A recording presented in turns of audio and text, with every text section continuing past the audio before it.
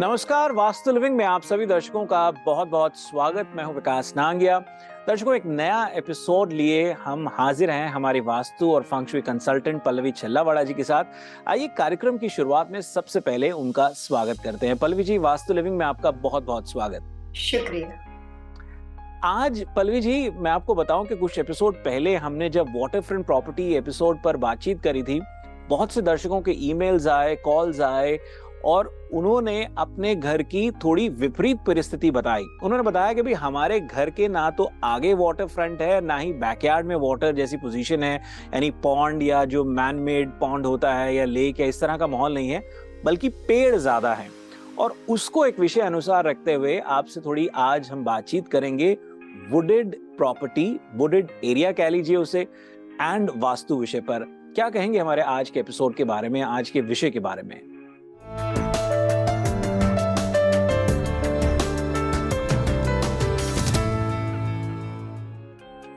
अच्छा विषय है। कई बार जब आप कोई घर को सिलेक्ट करते हो, बिजनेस लोकेशन को सिलेक्ट करते हो, तो जो आपके आसपास नेचर जो होता है वो कई बार बहुत ज्यादा पीस ऑफ माइंड वाला नेचर फायदेमंद भी होता है, और वास्तु के नियम के अनुसार कई बार वो जो ट्री वगैरह होते हैं या कितनी क्वांटिटी में किस तरह से बना हुआ है, उससे कई बार नेचर की प्रकृति आपके लिए नुकसानदेह भी बन सकती है।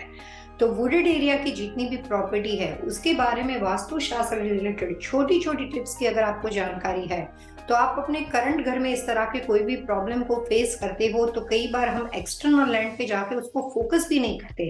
काफी सारे लोगों को बहुत सारी वास्तु के बारे में ऐसी आधी अधूरी इंफॉर्मेशन है जो घर के अंदर की इंटरनल चीजों के साथ जुड़ी है, लेकिन घर के आसपास का माहौल, close to property, external land property, ये सब चीज का फायदा या नुकसान आप सिंपल रेमेडी से कैसे रेक्टिफाई कर सकते हो। अगर कोई नुकसान हो रहा है तो इन चीजों से, एक्सटर्नल एंड प्रॉपर्टी से होता है, वो बात आप किस तरह से समझ सकते हो। ये सब इंपॉर्टेंट चीजों के लिए वास्तु लिविंग की जो इतने सालों की हम ये जो शो के अंदर इंफॉर्मेशन को प्रोवाइड करते हैं, उसमें ज्यादातर 32 साल से ज्यादा, 32 ईयर से ज्यादा मैंने अपनी इस लाइफ को पूरे वास्तुशास्त्र की प्रैक्टिस में निकाला है। तो काफी छोटी छोटी टिप्स, अलग अलग तरह की केस स्टडीज के माध्यम से शेयर करके मेरी कोशिश यही रहती है कि आपको प्रॉपर्टी सिलेक्शन या ले लेने के बाद कोई भी फायदा या नुकसान होता हो तो आप फायदे को बढ़ा सके और नुकसान को रेक्टिफाई कर सके और आपको प्रॉपर इंफॉर्मेशन मिल सके, यही कोशिश है। जी पल्लवी जी, मान लीजिए हो सकता है कि अपार्टमेंट बिल्डिंग हो या कॉन्डोमिनियम की बिल्डिंग हो, टाउन होम हो, सिंगल फैमिली होम हो, या फिर इवन कमर्शियल प्रॉपर्टीज में भी कई दफा ऐसा होता है कि पीछे जो है एकदम वुडेड एरिया होता है, बहुत डेंस वुडेड एरिया होता है। वो प्रॉपर्टी से कितना दूर हो तो उसका कोई नेगेटिव इफेक्ट नहीं होता, और कितना करीब हो तो उसका शायद कोई नेगेटिव इफेक्ट हो सकता है। ये थोड़ा गाइड कीजिए हमें। जी, वुडेड एरिया प्रॉपर्टी में मिलना, रेसिडेंशियल और कमर्शियल प्रॉपर्टी में मिलना बहुत ही आम बात होती है। कई बार अगर आपका बजट थोड़ा सा कम हो और अगर आप चाहते हो कि बहुत ज्यादा प्राइवेसी रहे, काफी सारे वजह होते हैं ताकि लोग इस तरह की प्रॉपर्टी को, प्रोडक्शन बिल्डर जब घर बेचते हैं तब जानबूझकर चूज करते हैं। बजट कम की बात मैं इसलिए कहती हूँ कि वाटर फ्रंट प्रॉपर्टी, अगर आपके बैक में कहीं पे भी वाटर व्यू है, तो ये सब चीजों की प्रॉपर्टी जो होती है वो कंस्ट्रक्शन के अनुसार रियल एस्टेट डेवलपर जो होते हैं वो ऑलवेज वाटर फ्रंट प्रॉपर्टी या बैक में वाटर प्रॉपर्टी होती है, कहीं व्यू होता है तो उसके चार्जेस ज्यादा लेते हैं। वुडेड एरिया होता है उसमें आदमी थोड़ा सा आइसोलेटेड हो जाता है, अकेला पड़ जाता है, वहां पे लोगों की चहल पहल कम होती है। काफी सारे लोग इस बात को एंजॉय भी करते हैं क्योंकि उनको प्राइवेसी अच्छी लगती है। कई बार घर में बुजुर्ग है, घर में छोटे छोटे बच्चे हैं, आपके अलावा भी काफी ऐसे लोग हैं जिनको लोग अच्छे लगते हैं, जिनको अकेला रहना अच्छा नहीं लगता है, जिनको डिप्रेशन के इश्यू है, जो किसी भी वजह से बहुत ज्यादा हेल्थ इश्यू से परेशान है। तो ऐसे तमाम लोगों के लिए वुडेड एरिया के व्यू वाली जो प्रॉपर्टी होती है वो बहुत ज्यादा नुकसानदेह साबित होती है। वास्तु के रिसर्च में जो अलग अलग बातों को देखा जाता है उसमें ज्यादातर घर के लिए जो लोग प्रॉपर्टी चूज करते हैं, पहली बात हम प्रोडक्शन बिल्डर की करें तो काफी टेक्सास वगैरह में अगर आप घर देखेंगे तो उसके बैक व्यू ऐसे भी होते हैं कि जहाँ पे आपके घर का बैकयार्ड खत्म होता है उसके बराबर बिल्कुल उसको ज्वाइंट करके उसको बिल्कुल लगा के आपको अपने नेबर की दूसरी बैक वॉल दिखती है, यानी कि काफी क्लोज होते हैं एक दूसरे के घर। तो ऐसा बड़ा क्राउडी, काफी ज्यादा क्राउडी लोकेशन हो जाता है। लोग अपने अपने तरह से प्राइवेसी मेंटेन करते हैं, लेकिन आसपास में घर एक दूसरे से जुड़े होते हैं, नजदीक होते हैं। टाउन हाउस होता है, सिंगल फैमिली होता है, लेकिन बैकयार्ड उनका इंडिविजुअल नहीं होता है, जिसमें व्यू नहीं होता है। ऐसे घर आते हैं। वाटर व्यू के बारे में तो हम बात कर ही चुके हैं। और फिर आता है ये वुडेड एरिया। ज्यादातर मेरी प्रैक्टिस के दौरान मैंने north Carolina, Atlanta Georgia, New York new Jersey, maximum Virginia, Washington DC, ये इस तरह की प्रॉपर्टी से भरा पड़ा है। कैलिफोर्निया में भी काफी इस तरह के घर वुडेड एरिया के मिलते हैं, लेकिन दोनों जो ईस्ट कोस्ट और वेस्ट कोस्ट में इस तरह का जो आपको वुडेड एरिया वाली प्रॉपर्टी मिलती है, उसकी जो स्ट्रक्चरल वाइज जो उसमें डिफरेंस है वो समझने लायक है। इतने सालों की प्रैक्टिस में मैंने देखा है कि कैलिफोर्निया में जब आप वुडेड एरिया वाले घर होते हैं तो उसकी जो हर वुडेड एरिया के जो घर होते हैं उसके प्लस और माइनस इफेक्ट उस एरिया के एटमॉस्फेयर, उस एरिया के स्ट्रक्चर के हिसाब से होते हैं, उस एरिया में रहने वाले सीजनेबल वुड के हिसाब से होते हैं। ज्यादातर बैकयार्ड में जो वुड होते हैं उसमें सीजनल ऐसा नहीं होता है कि जिसमें आपको ऑटोमन या कोई भी फॉल वगैरह में कलर चेंजेस मिले, क्योंकि कई बार ऐसे रफ वुड होते हैं जो बहुत सालों से बने हैं, ऐसे रफ एंड टफ वुड होते हैं जिसको मेंटेन ना भी करो लेकिन वहां पे वो बने होते हैं। तो ज्यादातर इसमें सिर्फ वुडेड एरिया वाली फीलिंग होती है। और वहां पे कई बार ट्री 3 तरह से हो सकते हैं श्रब फॉर्म में। श्रब का मतलब होता है 5 या 5.5 फीट मैक्सिमम, 5-5.5 फीट से ज्यादा नहीं। कैलिफोर्निया वगैरह में जो आपको घर मिलेंगे वो ज्यादातर 5-5.5 फीट के आसपास होते हैं। कुछ एरिया ऐसे भी हैं जिसमें मोर देन 12 फीट से ऊपर ज्यादा लंबे ट्री होते हैं, लेकिन टॉल एंड हैवी ट्री जो है वो Virginia, Washington DC, Atlanta Georgia, कुछ लोकेशन फ्लोरिडा का भी ऐसी है, तो वहां पे आपको दिखाई देता है। जितने ट्री टॉल एंड हैवी होते हैं वहां पे वास्तु के नियम कई बार कॉम्प्रोमाइज करते हैं और कई बार फायदेमंद बन जाते हैं। तो पहले इस टॉपिक में हम ये समझेंगे कि किस तरह की प्रॉपर्टी वुडेड एरिया की है जिसमें टॉल एंड हैवी ट्री होने के बावजूद वास्तु शास्त्र के हिसाब से ऐसी प्रॉपर्टी के सिलेक्शन से फायदा होता है। और फिलहाल आप अगर रह रहे हो तो वहां से आपको पॉजिटिव एनर्जी मिलती है। बहुत इंपॉर्टेंट जानकारी आपने पल्लवी जी हमें दी। एक छोटा सा ब्रेक लेते हैं। ब्रेक के उस पार आपसे ये समझने का प्रयास करेंगे कि किन किन लॉट्स में किस तरह के घरों में ये फायदेमंद हो सकता है और नुकसानदायक हो सकता है। बहुत जल्द हाजिर होंगे। We'll be right back after these messages.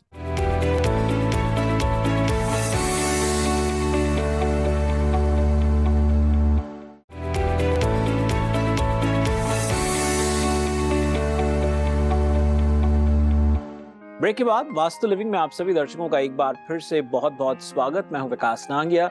आज हम अपनी वास्तु और फंक्शुई कंसल्टेंट पल्लवी जी से बातचीत कर रहे हैं wooded area property and vastu विषय पर। पल्लवी जी, कार्यक्रम में आपका बहुत बहुत स्वागत। शुक्रिया।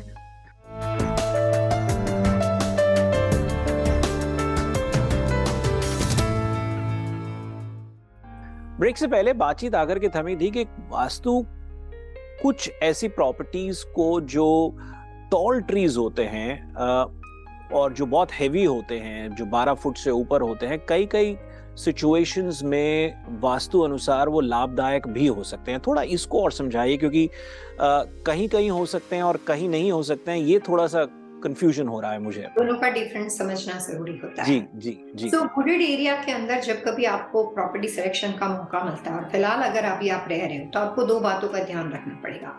वुडेड एरिया में सबसे पहले स्लोप का इंपॉर्टेंस होता है कि आपके बैकयार्ड का स्लोप या फिर क्लोज टू बैकयार्ड, जो कि एक्सटर्नल लैंड है, कॉमन एमिनिटीज हो सकती है, ऐसा एरिया है जो आपके जो डेवलपर है उनके एरिया में आता है, but it is close to your property, आपके लॉट को बिल्कुल टच करके बनता है, सो इसको एक्सटर्नल लैंड प्रॉपर्टी का एरिया बोल सकते हो, चाहे कमर्शियल प्रॉपर्टी हो सकती है आपकी।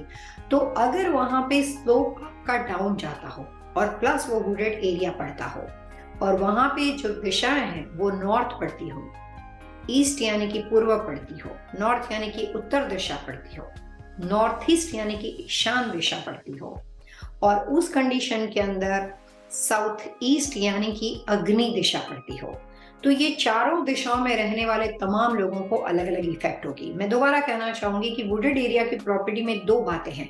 एक होता है जिसका स्लोप डाउन जाता हो और वहां पे लैंडस्केपिंग इन तमाम दिशाओं में बना हुआ हो, तो वहां पे रहने वाले लोगों को उस प्रॉपर्टी में एंटर होने के बाद, उस प्रॉपर्टी में अपना घर बदलने के बाद 3 साल के बाद उसके नेगेटिव इफेक्ट शुरू होंगे। और उनका जो नॉर्थ ईस्ट का अगर पूरा वुडेड एरिया बना हुआ है तो वहां पे टॉल एंड हैवी चीज के साथ साथ स्लोप भी झुका हुआ है। झुके हुए स्लोप की प्रॉपर्टी का उसको फायदा मिलेगा, लेकिन जो वहां पे टॉल एंड हैवी ट्री बने हुए हैं उसकी वजह से पढ़ाई लिखाई में बच्चों के एजुकेशन के ऊपर उसका फर्क पड़ेगा।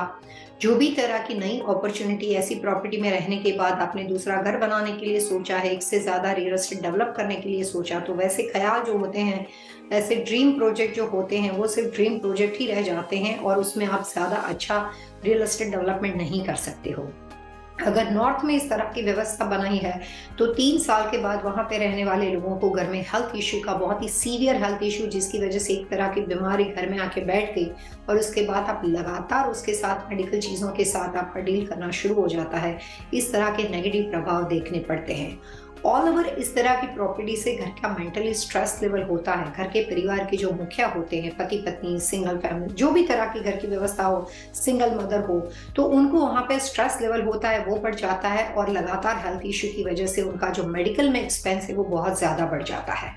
वास्तु के हिसाब से कोशिश करनी चाहिए कि वुडेड एरिया की प्रॉपर्टी अगर आपको सिलेक्शन से पहले मौका मिले तो north, north east, south east दिशा की प्रॉपर्टी को चूज करना अवॉइड करना चाहिए।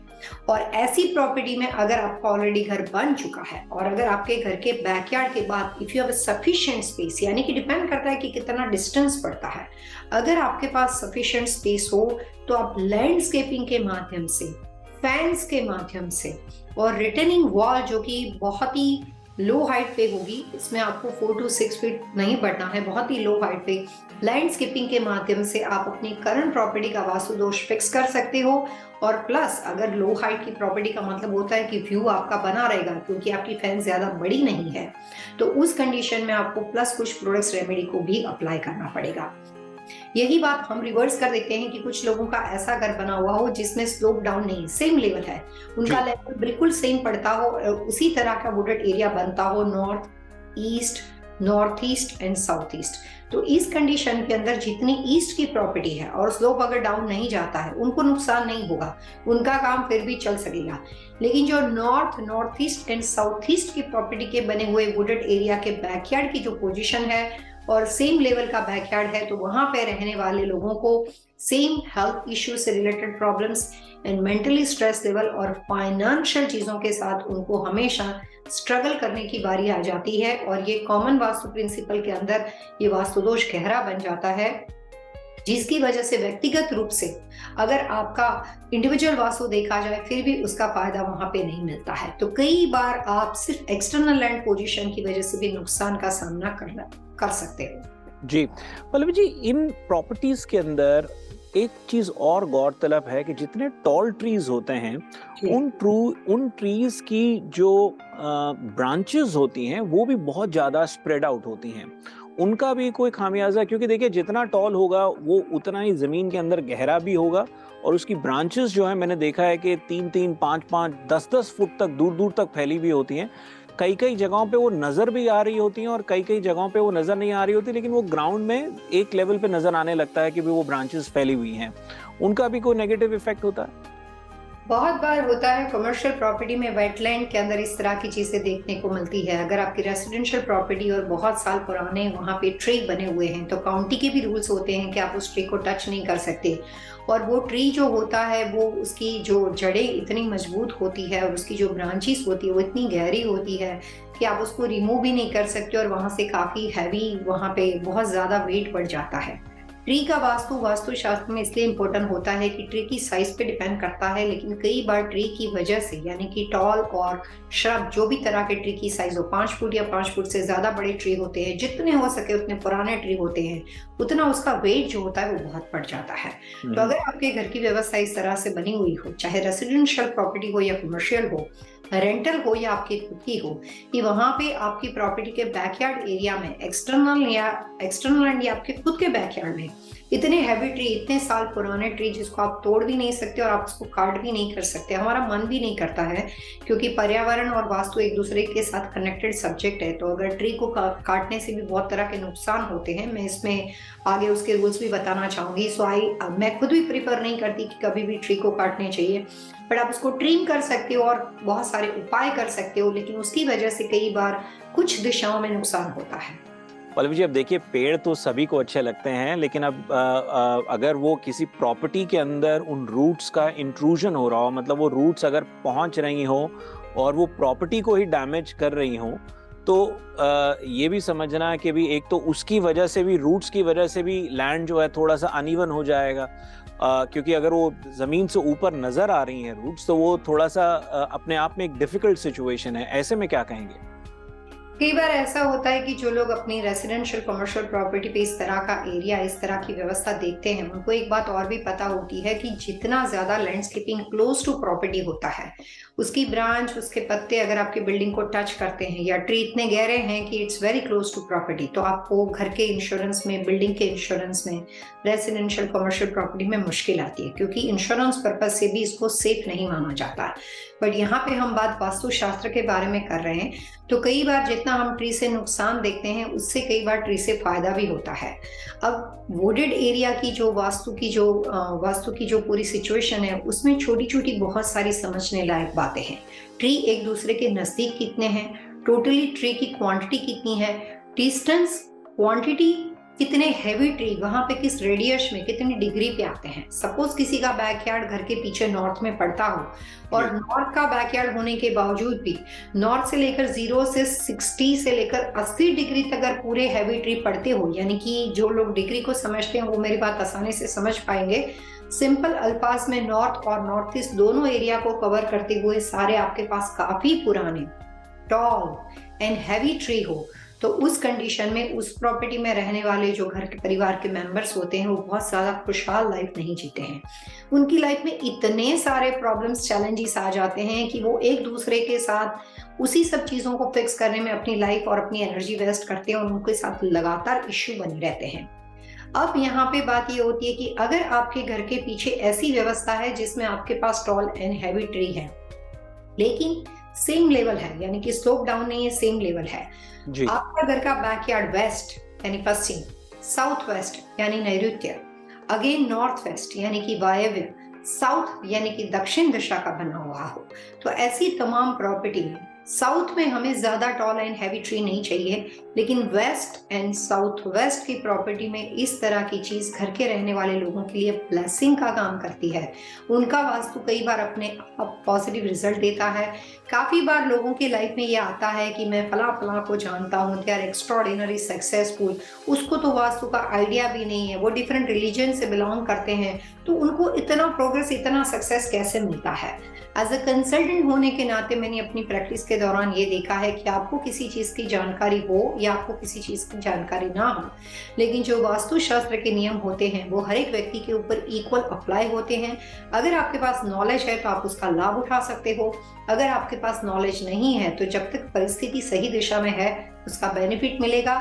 अनजाने में, क्योंकि हमारे पास नॉलेज नहीं है, तो अनजाने में जब कभी उसी चीज को हम डिस्टर्ब कर देते हैं तो वहां से विकट परिस्थिति की शुरुआत भी हो सकती है। सो नॉलेज से सिर्फ और सिर्फ फायदा होता है। और वुडेड एरिया के अंदर west, north west, south west ऐसी प्रॉपर्टी में रहने वाले लोगों को उस प्रॉपर्टी के बैकयार्ड की, चाहे एक्सटर्नल लैंड में बहुत ज्यादा डिस्टेंस ना हो तब ये बात होगी, स्लोप अगर आपका झुका ना हो तो उस कंडीशन में बहुत फायदा मिलता है, और उसको उस प्रॉपर्टी में वुडेड एरिया का वास्तु जो है उसकी राइट सिचुएशन मानी जाती है। जी दर्शकों, वास्तु लिविंग में अब वक्त तो चला है एक और छोटे से ब्रेक का। ब्रेक के उस पार हम पल्लवी जी से आज के विषय पर बातचीत को जारी रखेंगे, और वापस आते ही पहले उनसे जानेंगे टिप ऑफ द वीक। आप बने रहिए हमारे साथ।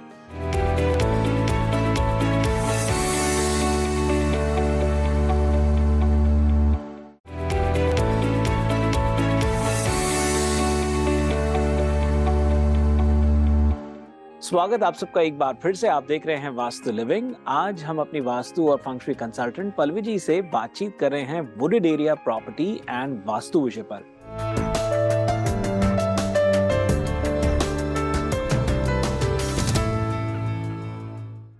पल्लवी जी, कार्यक्रम में आपका एक बार फिर से बहुत बहुत स्वागत। इससे पहले कि हम आज के विषय पर बातचीत को और आगे बढ़ाएं, पहले आइए आपसे जान लेते हैं टिप ऑफ द वीक।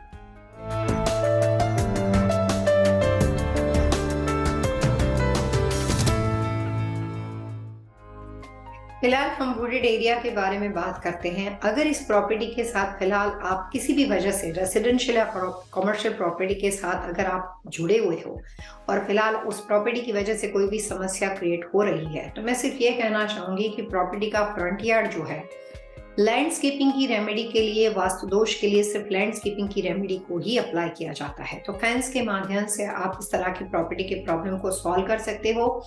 और वुडेड एरिया की प्रॉपर्टी में इनडोर नेचुरल लैंडस्केपिंग का प्रयोग नहीं करना चाहिए। अगर आपको अपने घर में हेल्थ इशू या फाइनेंशियल प्रॉब्लम्स दिखते हो, आपके घर के बैकयार्ड में बहुत ही हैवी वुडेड एरिया हो, तो उस कंडीशन में आपको खुद के घर के अंदर जितना हो सके उतना नेचुरल लैंडस्केपिंग को अवॉइड करना चाहिए, ताकि बहुत ज्यादा तरह के प्रॉब्लम्स हेल्थ इशू से रिलेटेड आपको ज्यादा फेस नहीं करने पड़े। जी पल्लवी जी, इस तरह की प्रॉपर्टीज में, वुडेड एरिया प्रॉपर्टीज में कई बार मैंने देखा है कि इलेक्ट्रिकल पोल्स भी होते हैं जो इन ट्रीज में से केबल्स को थ्रू हो रही होती हैं, या फिर वुडेड प्रॉपर्टी है तो कभी कभी लोग बहुत ज़्यादा वहाँ पर शेड्स भी बना कर के रखते हैं। शेड्स की बात में, जो एक आउटडोर शेड्स होते हैं वो शायद अगले सवाल की तरह लेना चाहूँगा, लेकिन जो इलेक्ट्रिकल पोल्स होते हैं, पैनल्स होते हैं, उनकी ओर से क्या कहेंगे? वुडेड एरिया में बहुत ज्यादा हाई टेंशन या इलेक्ट्रिकल पैनल बहुत क्लोज टू हो, इस तरह की परिस्थिति जॉर्जिया में बहुत ज्यादा दिखाई देती है। वहां पर भी बात यही आ जाती है कि वुडेड एरिया का वास्तु दोष है, उसमें दो वास्तु के दोष माने जाते हैं। एक तो वहां पे टॉल एंड हैवी ट्री है, यानी कि उसकी हाइट इज इशू, हाइट की वजह से प्रॉब्लम्स होती है। दूसरे वो हैवी ट्री है तो वेट की वजह से प्रॉब्लम्स होता है। और तीसरा, कई बार उसका स्लोप लेवल किस तरह से बैकयार्ड का बना हुआ है या एक्सटर्नल एंड बैकयार्ड का बना हुआ है, उस पर बातें डिपेंड करती है। चौथी बात, जो इलेक्ट्रिकल उसके आसपास हाई टेंशन इलेक्ट्रिकल बढ़ जाता है, तो जो भी वुडेड एरिया की प्रॉपर्टी है उसके वास्तु दोष है वो अपने आप डबल हो जाएंगे, क्योंकि वुड और इलेक्ट्रिसिटी जब पास में आ जाते हैं तो जिस तरह के नुकसान क्रिएट होते हैं वो लोग हमेशा नुकसान को दोगुना कर देते हैं। तो इस तरह की प्रॉपर्टी से प्रॉब्लम्स क्रिएट होती है। मैं आपको दो एग्जाम्पल देना चाहूंगी। मेरी अपनी केस स्टडी है। फ्लोरिडा के अंदर एक बहुत ही फेमस कंस्ट्रक्शन कंपनी है। उनकी डिज्नीलैंड के आसपास, डिज्नी एरिया यहाँ पे बहुत पॉपुलर है, हर लोग डिज्नीलैंड आते हैं, तो उसके आसपास उनके पास काफी बहुत ज्यादा लैंड है, बहुत पुरानी कंस्ट्रक्शन कंपनी है। उस लैंड के अंदर उनको प्रॉब्लम ये थी कि वहां पे वो डेवलपमेंट नहीं कर पा रहे थे, उनको कुछ इश्यू आ रही थी। और डेवलपमेंट के बाद जो जगह मिली थी उस जगह के अंदर कुछ वेट एरिया था और वहां पे बहुत ज्यादा हैवी ट्री था। बट इनका अनुमान ऐसा था कि इसको बाय कर लो, बाद में वेट एरिया और ये ट्री को फिक्स कर लेंगे और जितना क्लीन एरिया हमें मिल जाएगा उससे हम वहां पे डेवलपमेंट करके, जो भी इन्वेस्टर होते हैं वो इस तरह से सोचते हैं बिजनेस करने के लिए। लेकिन वहां पे इतनी ज्यादा प्रॉब्लम्स हो रही थी कि वो उस एरिया के अंदर अपना कंस्ट्रक्शन काम शुरू नहीं कर पा रहे थे, क्योंकि लैंड की जो क्वालिटी थी और लैंड पे जो बिल्डिंग बनाने के लिए उनको बहुत ज्यादा प्रॉब्लम फेस करने पड़ते थे काउंटी की ओर से, क्योंकि प्लान अप्रूव नहीं हो रहे थे। कंस्ट्रक्शन का इतने सालों का एक्सपीरियंस होने के बाद दे रियलाइज की ये उन्होंने मिस्टेक कर दी। यहाँ पे बात किसी की वजह से वास्तु के शास्त्र के बारे में आ गई। जब मेरा उनसे मिलना हुआ तो हमने उस लैंड के डेवलपमेंट के 3 टुकड़े कर दिए, 1, 2, 3 पार्ट में सिर्फ फेंसिंग के थ्रू उसको डिवाइड कर दिया। इतनी बड़ी प्रॉपर्टी के अंदर वुडन फेंस करना बहुत मुश्किल होता है। तो कंस्ट्रक्शन में जिस तरह से ऑरेंज कलर की फेंसिंग करी जाती है, जो लोग कंस्ट्रक्शन में जुड़े उनको पता होता है कि ऑरेंज फेंस कैसी होती है, बहुत ही सिंपल तरीके से की जाती है। उस तरह से प्रॉपर्टी को काट के पेपर के ऊपर उसको सेपरेट करके ऑनर के नाम को ऑनर के नाम को वहां पे चेंज करके वो पूरी प्रॉपर्टी का डेवलपमेंट हुआ। जो वेट एरिया है उसको सेपरेट करके कुछ लोगों को, कंपनियों को हायर किया गया जो कि न्यू जर्सी की कंपनी है, और उन्होंने उस वेट लैंड को अलग से डेवलप किया और जो क्लियर स्पेस था उसमें वास्तुदोष के सारे उपाय करके वहां पे उन्होंने हाउसिंग की स्कीम रखी और उन्होंने घर बेचे। तो कई बार ऐसा होता है कि कंस्ट्रक्शन के अंदर वुडेड एरिया के जो ट्रीज होते हैं, जो बहुत ज्यादा हैवी ट्री के रूट होते हैं, उसके आसपास की नजदीक की लैंड को डिस्टर्ब कर सकते हैं। अगर हम जल्दबाजी में किसी चीज को चूज कर सकते हैं और अगर आप कमर्शियल रिलेटेड अगर आप हायर करते हो और लैंड के कोई भी अलग अलग तरह के जो रिपोर्ट्स होते हैं वो बिना देखे अगर आप सिर्फ प्राइस कम होने की वजह से उसको चूज करते हो तो उसमें मुश्किल हो सकती है। ये तो मेरा एग्जांपल कमर्शियल का था। अभी कुछ टाइम पहले नॉर्थ कैरोलिना राले में मैंने किसी क्लाइंट के लिए एक घर को चूज किया। वो रहते न्यूयॉर्क में थे, लेकिन अभी वो कोविड के बाद यहाँ पे मूव होना चाहते थे। मूव होने के बाद उन्होंने जो जगह ली थी उसमें बैक स्लोप जो था वो बहुत ही झुका हुआ था, वहाँ पे क्रिक भी थी और वहाँ पे हैवी वुडेड एरिया था, यानी कि उनको प्राइवेसी अच्छी लगती थी, पार्टी पर्सन थे, तो ऐसा था कि बड़ा सा बैकयार्ड होना चाहिए, लेकिन बैकयार्ड 2-3 लेवल में था। हमने जब लिया था तब ये बताया गया था कि पीछे फेंसिंग वेंसिंग करके हम उसको फिक्स कर सकते थे। ले लेने के बाद पता चला कि वहाँ का जो HOA है वो इतना स्ट्रिक्ट है, इतने उनके रूल्स है कि आप पीछे बैकयार्ड में फेंसिंग कर ही नहीं सकती हो। अच्छा। तो पर्पस से हमने लिया था, घर भी बना दिया, लेकिन रहने वाले न्यूयॉर्क के थे और उन्होंने HOA के साथ जाके कोई चेक नहीं किया था कि इस तरह का लैंडस्केप हम जो कि कंस्ट्रक्शन के बाद करना था वो हो सकता है। अब वहां पे प्रॉब्लम आ गई कि ना हम डेक बना सकते हैं और स्लोप इतना डाउन है कि बच्चे गिर सकते हैं, तो वहां पे बिना फेंसिंग के आप उस बैकयार्ड को यूज ही नहीं कर सकते हो। तो घर बन गया लेकिन बिना बैकयार्ड को था। तो उस कंडीशन के अंदर वो इतना स्लोप डाउन था, they spend like lot of extra money, और उन्होंने जो स्लोप का लेवल अनइवन था वहां नीचे से वुडन फाउंडेशन के अंदर उसको ऊपर खींच के वो पूरे जो ढलान था, पूरा स्लोप ढला हुआ था, उसके ऊपर से उन्होंने एक लकड़ी का डेक बना दिया और डेक को उन्होंने गोल घूमते हुए फेंस करके, बिकॉज डेक के ऊपर तो आपको करना ही पड़ेगा, नहीं तो वो डेक नहीं होगा। तो ये इस तरह के रूल्स को डेक बना के जिस तरह से उन्होंने बिल्डिंग को नए तरीके से डिजाइन किया, कंस्ट्रक्शन कॉस्ट उसकी 3 गुनी बढ़ गई, क्योंकि जो उन्होंने बाकी का बैकयार्ड डिजाइन किया वो बहुत ही टफ था और उसको करते करते उनको काफी मुश्किल हो गई। तो वुडेड एरिया की प्रॉपर्टी में जाने वाले तमाम लोगों को मैं ये कहना चाहूंगी कि जो भी तरह की फेंस, सुनना कई बार आसान होता है बट समटाइम्स वो फिक्स करने के लिए आपको बहुत सारी चीजों को देखना पड़ता है। अगर आप रह रहे हो तो आपको पता है कि क्या रूल्स एंड रेगुलेशन है, आप आसानी से फेंस या वास्तु की दूसरी रेमेडी का अप्लाई कर सकते हो। लेकिन आप नई बिल्डिंग बनाने की कोशिश करते हो तो इस तरह के स्लोप के साथ, इस तरह के झुकाव के साथ रहने वाले लोगों को, जिसके घर के बैकयार्ड में बहुत ज्यादा वुडेड एरिया हो, ऐसे तमाम लोगों को HOA, काउंटी, सारी तमाम चीजों को जान के, सोच समझ के इस तरह की प्रॉपर्टी को परचेस करना चाहिए। कई बार ऐसा होता है कि ऐसी प्रॉपर्टी जो होती है वो बहुत ज्यादा प्रॉब्लम में लोगों को लेकर आ सकती है। जी, बहुत ही इम्पोर्टेंट जानकारी पल्लवी जी आपकी ओर से। दर्शकों, वास्तु लिविंग के आज के एपिसोड में इतना ही। यदि आज के एपिसोड से संबंधित आपके मन में कोई सवाल हो, कोई सुझाव हो, आप चाहते हैं कि हम पल्लवी जी से अन्य किसी विषय पर बातचीत करें, तो आप हमें लिख सकते हैं vastu@tvasiausa.com पर। और यदि आप पल्लवी जी से सीधा संपर्क करना चाहते हैं तो सरल आसान तरीका है palvichhalawada.com। पल्लवी जी, अगले अंक तक के लिए आइए दर्शकों से मिलकर के आज्ञा लेते हैं। Wish you all happy vastu living.